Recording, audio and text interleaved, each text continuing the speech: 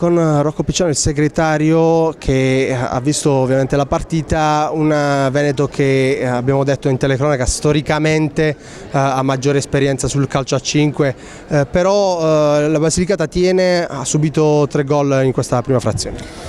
Lo scorso anno contro la stessa rappresentativa noi siamo riusciti invece a vincere 3-2 perché il livello tecnico nei giovanissimi non è sempre così marcato. Devo dire che quest'anno mi sono sembrati gli avversari molto più forti fisicamente e i nostri ragazzi, soprattutto all'inizio, hanno avuto qualche problema proprio con l'approccio alla gara.